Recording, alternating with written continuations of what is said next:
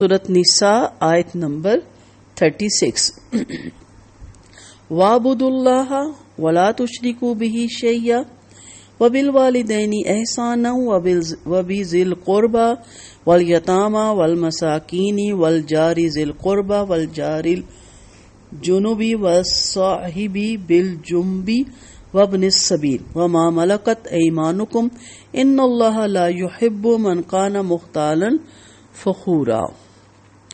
और अल्लाह की इबादत करो और इसके साथ किसी को शरीक ना बनाओ और माँ बाप के साथ अच्छा सलूक करो और कुर्बत वालों के साथ और यतीमों और मस्कीनों और कुर्बत वाले हमसाए और अजनबी हमसाए और पहलू के साथी और मुसाफिर के साथ और इनके साथ भी जिनके मालिक तुम्हारे दाने हाथ हैं।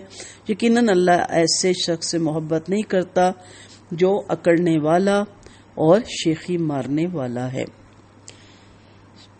फाबुदुल्लाह मियाँ बीवी के मामलात के बाद दूसरे हकूक वालों के साथ एहसान का जिक्र है, मगर इब्तदा अल्लाह ताला की इबादत के हुक्म और शिर्क से मना करने की है, क्योंकि जो बंदगी करना नहीं जानता वो बाकी हकूक को भी सही तौर पे अदा करना नहीं जानता।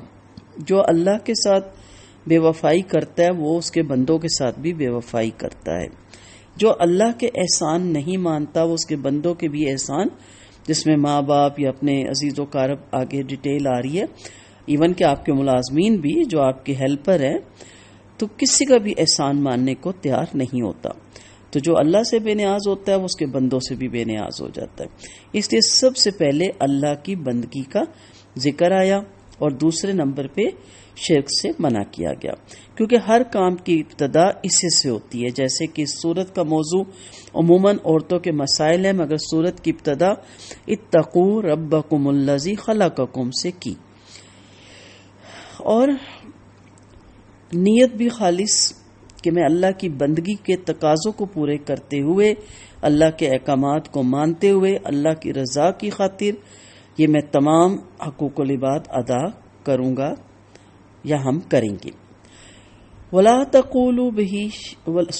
तुशरिकू बिही शैया, यानी किसी चीज़ को किसी सूरत में उसका शरीक नहीं बनाना।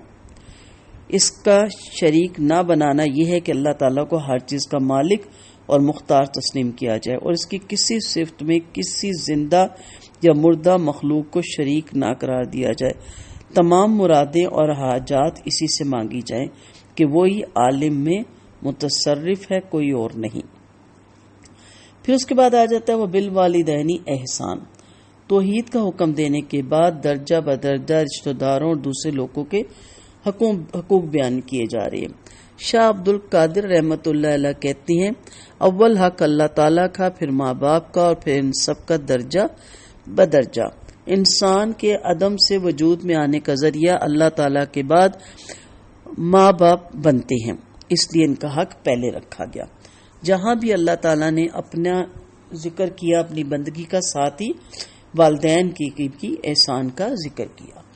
यहाँ लफ्ज एहसान अल्लाह ने इस्तेमाल करके ये बताया कि बाज रिश्तेदार या बाज आपके गुलाम या बाज आपके मेड या बाज आपके वालिदैन या ये जितने भी हमारे रिश्ते नाते हैं, या बाज आपके पड़ोसी या बाज आपके हम सफ़र में आपके जो वक्ती तौर पे साथी बने, इनमें बहुत सी कमियां कोताहियां भी होंगी।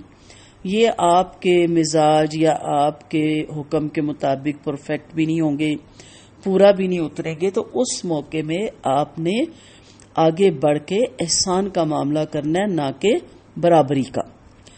अब बाज के वालिदैन सादा हैं, अनपढ़ हैं, वो उस तरह की एजुकेशन नहीं दिलवा सके, या बाज के वालिद नशे के आदी हो जाते हैं, दिवालिया निकल आता है, या मेहनती नहीं होते, या कुछ भी उनके साथ आप कह सकते हैं, मुख्तलिफ मसाइल में से बच्चे गुजरते हैं। तो फिर जब बड़े होते हैं तो वो माँ बाप से बदला लेते हैं, और अगर बदला ना भी लें तो वाजिबी सा ताल्लुक रखते हैं, बस पैसे दे दिए और पास बैठा नहीं। और अगर माँ बाप कभी गलती से कह दें तो उन पर चढ़ दौड़ते हैं और कहते हैं भूल गए आप कि आप हमारे साथ क्या करते रहे। यही माओं के साथ हम मामला करते हैं, यानी दोनों वालिदैन के साथ। यही हम रिश्तेदारों के साथ मामला करते हैं। हम कहते हैं कि टिट फॉर टाइट है, जैसा करोगे वैसा भरोगे। यहाँ एहसान का کہ کمی کوتاہی کو ایک طرف رکھیں. اللہ نے آپ کو عقل، شعور، علم، پیسہ، جوانی، صحت دی ہے. آپ بڑھ کے کریں جتنا آپ کر سکتے ہیں. اگر آپ ویل آف ہیں تو آپ غریب رشتہ داروں کے ساتھ زیادہ کریں.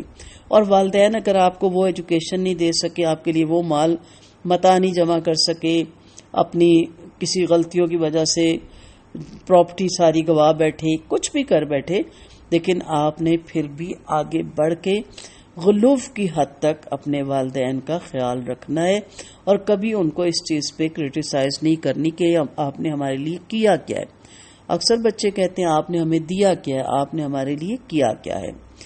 پھر وہ بذل قربہ، آپ صلی اللہ علیہ وسلم نے فرمایا مسکین پر صدقہ صرف صدقہ ہے اور رشتہ دار پر صدقہ صدقہ بھی ہے اور صلہ رحمی بھی ہے.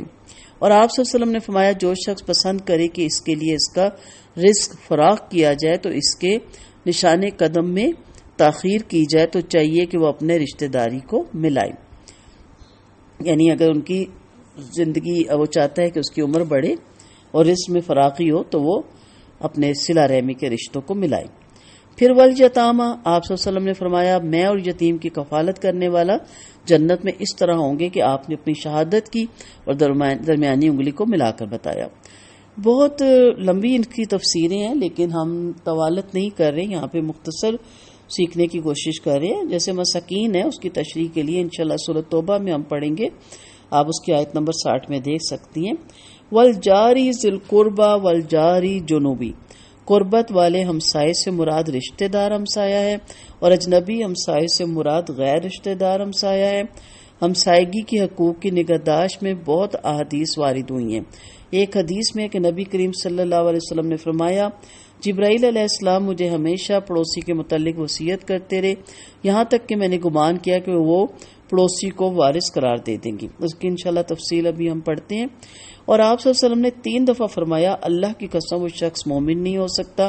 صحابہ نے پوچھا کون شخص؟ فرمایا جو شخص جس کی اذیت رسانیوں سے اس کا ہمسایہ بے خوف نہ ہو. پھر وصائبی جنبی، پہلو کے ساتھی، ہم نشین، دوست، سفر کا ساتھی بھی ہو سکتا ہے، بیوی بھی ہو سکتی ہے، علم سیکھنے سکھانے کے لیے، کاروباری لین دین میں آپس میں بیٹھنے والے افراد بھی ہو سکتی ہیں. پھر وابن السبیل، مسافر سے مراد اکثر سلف کے نزدیک مہمان بھی ہے. آپ صلی اللہ علیہ وسلم کا فرمان ہے جو شخص اللہ تعالیٰ اور یوم آخرت پر ایمان رکھتا ہے وہ اپنے مہمان کا اکرام اور عزت افزائی کرے. وما ملکت ایمانکم، اس سے مراد غلام اور لونڈیاں ہیں کیونکہ وہ مالکیت میں ہونے کی وجہ سے بالکل ہی بے بس ہیں. آپ صلی اللہ علیہ وسلم نے آخری وصیت کرتے ہوئے فرمایا نماز اور تمہارے غلام، ان دونوں کا خیال رکھنا.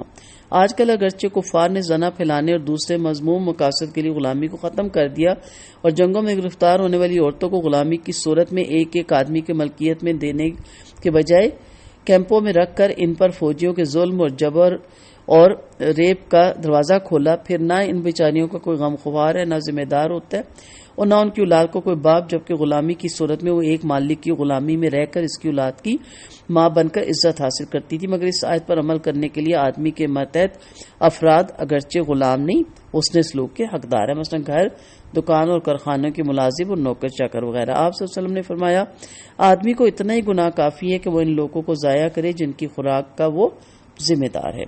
تو اپنے ملازمین کے ساتھ بھی احسان کا معاملہ رکھے. اگر وہ اتنے قابل ہوتے، اتنے لائق ہوتے تو آپ کے ملازم نہ ہوتے، آپ ان کے ملازم ہوتے، تو ان کا IQ لیول بھی کم ہوگا، وہ ایجوکیشن میں بھی کم ہوں گے، تو ان کے ساتھ بہترین معاملہ کریں. پھر اللہ نے کہا مختالن فخورا، مختالن جو خرچ کرنے سے پہلے متکبر ہو، اور فخورا جو خرچ کرنے کے بعد فخر کرے. استغفر اللہ. معلوم ہوا متکبر اور فخر کرنے والا نام و نمود کے لیے خرچ کرے گا مگر اللہ کی خاطر خرچ نہیں کر سکتا، اس لیے اللہ تعالیٰ بھی اس سے محبت نہیں رکھتا. اور یہ بھی معلوم ہوا کہ اکڑنے والے شیخی باز بخیل ہوتے ہیں، کسی کو اپنے برابر نہیں سمجھتے کہ اس پر خرچ کریں. حقیقی سخی متواضع ہوتا ہے. یہ جابر بن سلیم رضی اللہ عنہ بیان کرتے ہیں کہ میں نے عرض کیا اللہ کے رسول صلی اللہ علیہ وسلم مجھے کوئی ایسی وصیت فرمائیے، تو آپ نے چند اہم امور کا تذکرہ کرنے کے بعد فرمایا تہبند کو نیچے نہ لٹکاؤ کیونکہ تہبند ٹخنوں سے نیچے لٹکانا تکبر کی علامت ہے اور اللہ تعالیٰ تکبر کو پسند نہیں کرتا.